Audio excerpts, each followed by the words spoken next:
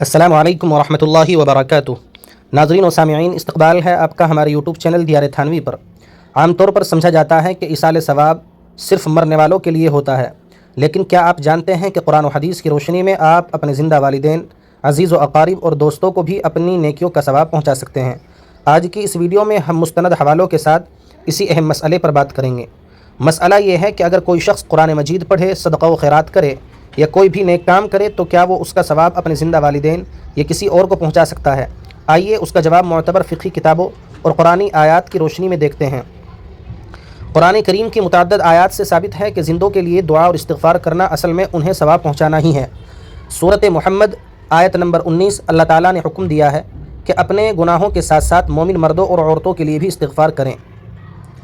سورۃ الحشر آیت نمبر 10 اس میں ان لوگوں کی تعریف کی گئی ہے جو اپنے سے پہلے گزرے ہوئے ایمان والوں کے لیے دعا کرتے ہیں۔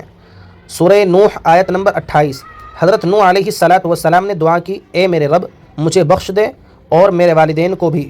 یہاں والدین کے لیے دعا کرنا ان کی زندگی میں بھی شامل ہے۔ ربنا اغفر لی ولوالدی وللمؤمنین والمؤمنات۔ سورۃ الاسراء آیت نمبر 23 والدین کے لیے یہ دعا سکھائی گئی ہے، اے میرے رب ان پر رحم فرما جیسا کہ انہوں نے بچپن میں میری پرورش کی ہے۔ رب ارحمہما کما ربیانی صغیرا۔ حدیث مبارکہ سے ثبوت صرف قرآن ہی نہیں بلکہ احادیث سے بھی اس کی تائید ہوتی ہے۔ قربانی کی مثال سنن ابن ماجہ حدیث نمبر 3122 میں ذکر ہے کہ نبی کریم صلی اللہ علیہ وسلم نے جب قربانی کی تو ایک مینڈھا اپنی امت کے ان لوگوں کی طرف سے ذبح کیا جنہوں نے اللہ کی توحید اور آپ کی رسالت کی گواہی دی۔ اس میں امت کے وہ لوگ بھی شامل تھے جو اس وقت موجود یعنی زندہ تھے اور وہ بھی جو بعد میں آنے والے تھے۔ نماز جنازہ کی دعا، ہم جنازے میں دعا کرتے ہیں اللہم اغفر لحینا و میتنا، یعنی اے اللہ ہمارے زندوں کو بھی بخش دے اور مرنے والوں کو بھی۔ یہ اس بات کی واضح دلیل ہے کہ زندوں کو بھی برکت اور ثواب میں شامل کیا جا سکتا ہے۔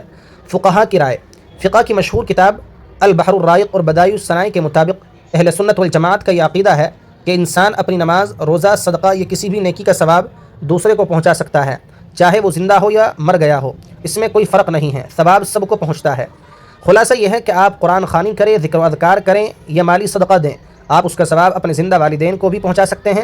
اس سے نہ صرف انہیں نیکیوں کا فائدہ ملے گا بلکہ آپ کی اپنی نیکیوں میں بھی کوئی کمی نہیں آئے گی۔ ناظرین، اگر آپ کو یہ معلومات پسند آئی ہوں تو اس ویڈیو کو صدقہ جاریہ کی نیت سے شیئر کریں تاکہ دوسروں تک بھی علم پہنچے۔ مزید ایسی ویڈیوز کے لیے ہمارے چینل کو سبسکرائب کریں۔ شکریہ، جزاکم اللہ خیرا و احسن الجزاء۔